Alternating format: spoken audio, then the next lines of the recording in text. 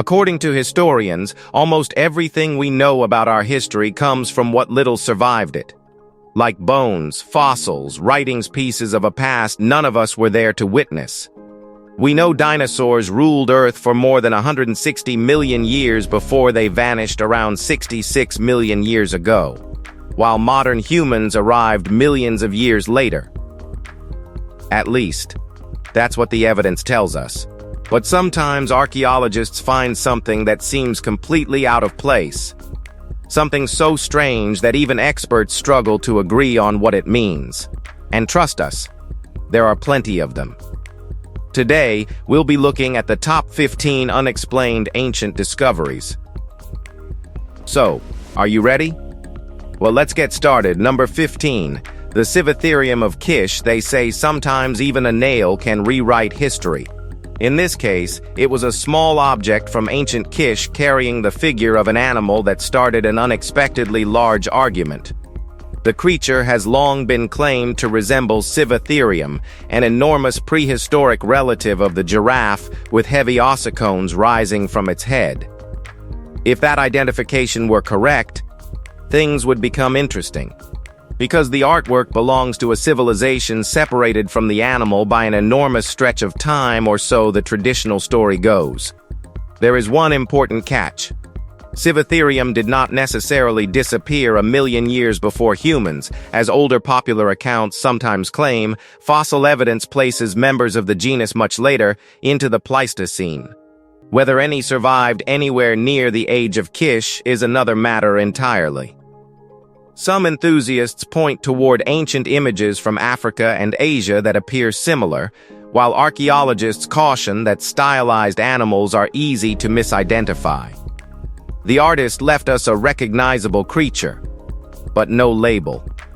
And without that name, the argument rests on what we think we see. Number 14. The San Diego giant mummy. One old photograph is almost all that remains of a story that has refused to die since the 19th century. In 1895, reports claimed that two men had recovered an enormous semi-mummified body from a cave near San Diego. Measurements supposedly put it at 8 feet 4 inches, with claims that the man may have approached 9 feet during life. Newspapers soon carried the tale, and the body was reportedly examined in connection with the Smithsonian. Then everything became murky. The specimen was later described as a fake, and accounts claimed it was destroyed rather than preserved. That should have killed the story. Instead, it gave the legend exactly what it needed. Why destroy such an unusual specimen? Why were early reports so confident? Over time, accusations of a Smithsonian cover-up became attached to the photograph, despite no solid evidence supporting them. Perhaps the simplest answer really is fraud. But with the supposed mummy gone, the photograph continues doing what the body itself no longer can, keeping the argument alive. What do you think about it? Number 13. Borgund stave church. Something about this church feels older than the Christianity it was built to serve. Its blackened timber rises beneath stacked roofs, while carved dragon heads stare outward from the gables like survivors from Norway's pagan past. The church dates to around the late 12th century, yet much of its medieval wooden structure has somehow endured fires, brutal winters, moisture, and 8 centuries of change. Its builders left no manual explaining every technique they used. Centuries later, preservation workers faced the peculiar task of relearning methods that had vanished with the craftsmen who once knew them naturally. Then there are the marks ordinary visitors left behind. Among them is a runic inscription near the western portal mentioning someone named Thor and St. Olaf's Mass. Who was Thor? Why did he scratch his name there during a service? We will probably never know. Perhaps boredom really is the answer. But surrounded by dragon carvings, Christian symbols, forgotten woodworking methods, and medieval runes, even a little graffiti becomes another voice from a world we can hear but never question. Number 12. Dinosaur petroglyphs. Well, Ancient people carved a lot of things into stone: hunters, cattle, wild animals, strange beings, and scenes from lives we can only partly understand today. Yet certain figures have attracted a very different kind of attention. Tassilian Azure in Algeria contains thousands of prehistoric paintings and engravings, including unusual creatures whose shapes have encouraged some viewers to see enormous reptiles, even dinosaurs. Long tails, bulky bodies, and unfamiliar outlines certainly make the comparison tempting. Then comes the uncomfortable problem. Non-avian dinosaurs disappeared around 66 million years before humans arrived. So either we are reading far too much into these old images, or their artists were portraying something we no longer recognize. Archaeologists strongly favor the first explanation. Tassili art includes symbolic figures, exaggerated forms, masks, and animals drawn in styles that changed across thousands of years. None provides accepted evidence that people encountered surviving dinosaurs. Even so, those peculiar silhouettes keep catching modern eyes because once someone points out the resemblance, it becomes surprisingly impossible not to see it. Number 11. Ibankatuwa megalithic tombs somewhere in Sri Lanka's distant past. A community buried its dead at Ibankatuwa and left almost nothing telling us who they were. The cemetery near Dambulla spreads across a vast area, divided into dozens of clusters containing stone burial chambers. 4 heavy slabs usually form the sides, with another closing the top. Inside were cremated human remains placed alongside pottery, beads, metal objects, and personal belongings apparently chosen to follow their owners into death. Archaeological dating places much of the cemetery around 2,700 years ago, although activity in the area may reach further back. That takes us into a period of Sri Lankan history where written records offer little help. We can see how carefully these people treated death, recognize traces of ceremony, and even handle objects they once valued. Their names, language, families, and beliefs are another story. Nobody left an inscription saying who rested beneath those stones. Ibankatuwa remembers their funerals far better than the history. Number 10. The abandoned Corinth coin hoard. Someone in ancient Corinth spent years putting money aside, locked it away carefully, and then never returned for it. Archaeologists working among the ruins uncovered 119 bronze coins beside the remains of an iron lock, apparently once belonging to the container that protected them. The surrounding building seems to have served as a workshop, judging from iron slag, animal bones, raw metal, and other material left nearby. Then, the structure collapsed. Normally, that would explain why possessions remained beneath the rubble, except no human body was found there. The owner may have survived, which leaves us wondering why a valuable reserve was simply abandoned. The collection itself had accumulated across a long period, containing issues from different rulers rather than money gathered in a single afternoon. Perhaps several generations contributed to it. Perhaps its owner intended to return and never got the chance. Political issues, illness, displacement, or something personal could have intervened. Who knows? Number 9. The Great Wall of Gorgan, for almost 200 kilometers across northern Iran, runs a red line so enormous that its builders needed millions upon millions of bricks just to complete it. The Great Wall of Gorgan, nicknamed the Red Snake, dates largely to the 5th or 6th century, when the Sasanian Empire faced threats along its northern frontier. More than 30 forts guarded its length, while canals supplied water for brickmaking on a staggering scale. Estimates suggest tens of thousands of soldiers may have been required to defend the system.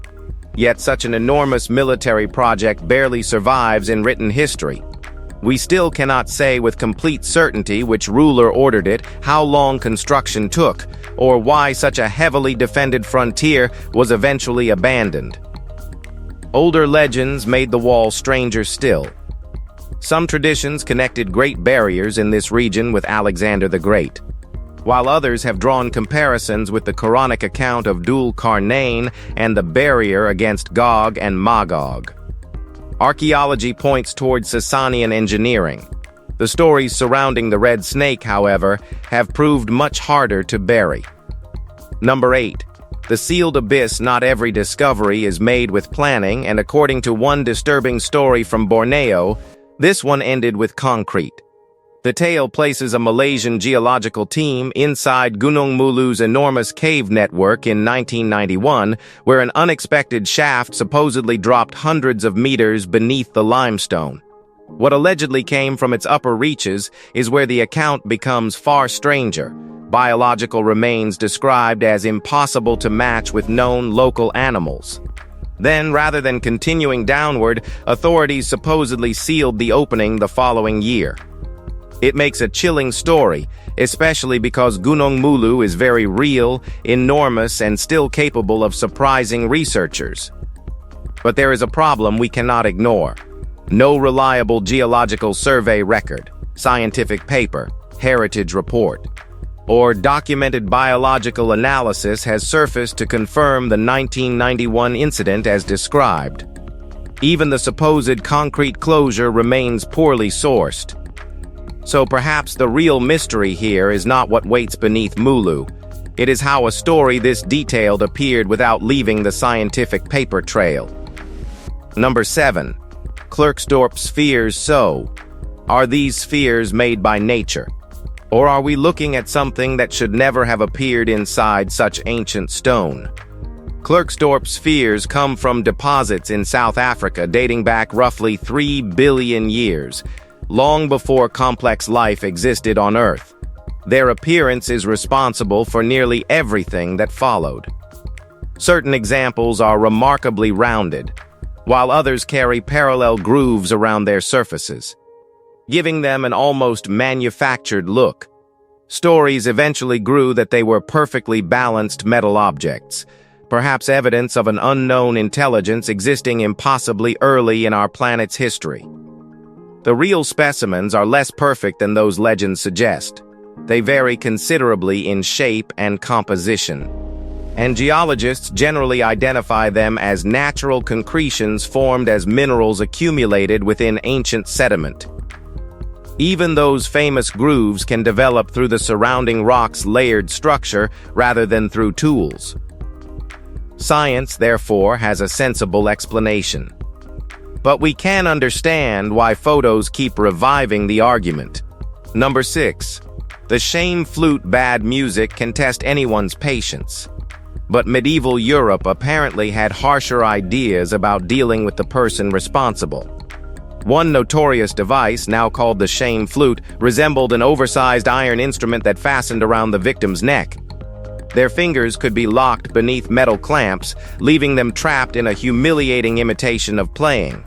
Stories commonly associate it with incompetent musicians, although surviving evidence suggests shame instruments could punish various minor offenses rather than terrible performances alone. The real purpose was public disgrace. A prisoner could be marched before neighbors while insults, laughter, and whatever unpleasant objects people had nearby came flying their way. There was little chance of quietly slipping home afterward. Everyone knew who had been punished and why. Surviving examples look almost comical until we consider the weight pressing against the neck and fingers. Whether every colorful tale attached to the shame flute is reliable remains questionable. But the thinking behind such devices was unmistakable. Number 5. The Spanish box. From Texas. Nobody working on a Texas road in 2017 expected a broken metal object to open a centuries-old question about Native American contact with Europeans.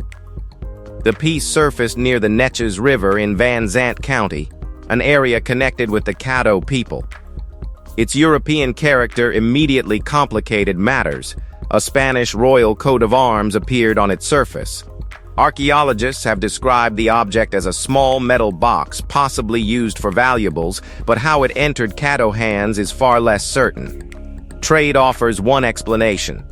By the late 17th century, Spanish and French activity was changing relationships across the region, allowing foreign goods to travel well beyond European settlements. Another possibility is more dramatic. The box may have been taken during conflict or passed between communities before reaching its final owner. Its burial seems deliberate, suggesting somebody considered it worth keeping. Whoever placed it there left no explanation behind. We are left with a Spanish emblem, Caddo land, and a journey between the two that remains frustratingly unfinished. Number 4. 18th century flea traps. Having fleas today usually means checking the dog. 300 years ago, you might have needed to check yourself. Fleas were a miserable part of everyday life, crawling through clothes, bedding, hair, and those expensive wigs people spent hours arranging. Washing helped, but once the insects settled in, getting rid of them was another matter. Around 1710, German physician Franz Ernst Brickmann described a rather clever answer: a small flea trap that could be carried against the body. Some were beautifully made from ivory, wood, or silver and looked more like jewelry than pest control. Inside was the unpleasant part. Blood or another tempting bait drew fleas through tiny openings, while sticky substances such as honey or grease prevented them from crawling back out. There is still debate over how common these devices really were, but examples and historical descriptions survive.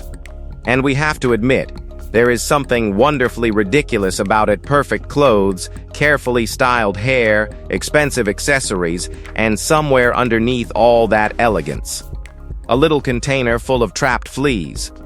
Number 3. The Everard's Meadows bark shield. There isn't much left of this Iron Age shield today, but what survived has forced archaeologists to rethink something surprisingly basic: what people actually carried into battle. Recovered at Everard's Meadows in Leicestershire, the roughly 2,300-year-old piece was made largely from tree bark. That sounds almost useless beside iron weapons, until we learn how cleverly it was put together. Wooden strips strengthened the body, a timber rim supported the edges, and a woven boss guarded the hand holding it. Red and black checkerboard decoration once covered its surface as well, meaning appearance mattered alongside protection. Britain's Iron Age communities already used bark for containers, but nobody expected to see the material turned into defensive equipment. More telling are the marks left behind by pointed weapons, including what researchers believe were spear strikes. So this was hardly some decorative experiment sitting safely at home. Someone appears to have trusted it when things became violent. Strange material or not, the battered remains suggest that trust was not entirely misplaced. Number 2. Tobacco smoke. Enemas. Of all the ways to wake up after nearly drowning, 18th century medicine had one you definitely would not want explained afterward. Doctors once believed tobacco smoke could help bring an unconscious person back around. The smoke was warm, tobacco was considered stimulating, and somehow that thinking led to bellows, a tube, and the least dignified route into the human body. Yes, they really blew tobacco smoke into the rectum. This was taken seriously enough that resuscitation equipment was kept near parts of the River Thames, ready for people pulled from the water. Back then, doctors knew far less about oxygen, nicotine, and effective resuscitation, so even an idea this bizarre could appear reasonable when somebody's life was slipping away. Reports of apparent recoveries only helped the method hang around. Eventually, medicine caught up. Nicotine was recognized as dangerous, better techniques arrived, and the smoke treatment quietly disappeared. Still, surviving equipment reminds us how desperate early life-saving medicine could become. Sometimes the cure was stranger than whatever nearly killed you. Number 1. Behemoth and Tannin. Ever thought why some ancient texts describe beings that neither science nor history can easily place? The Bible gives us two especially fascinating names: Behemoth and Tannin. Tannin appears throughout the Hebrew scriptures and can refer to serpents, sea creatures, or dragon-like beings, often carrying a sense of danger and chaos. Behemoth feels different. In the Book of Job, it is presented as an immensely powerful land animal, feeding on vegetation, possessing tremendous strength, and seemingly unafraid of anything around it. Over the centuries, people have tried attaching familiar animals to that description, with the hippopotamus and elephant among the usual suggestions. Others have gone much further, arguing that its immense body and famous tail description sound more like a dinosaur. Scholars generally reject that connection and read the passage through ancient Near Eastern language, poetry, and symbolism. But the fascination never really disappears. Well, that's all from us. If you've enjoyed this video, be sure to give it a like and subscribe. Take care, and we'll see you soon.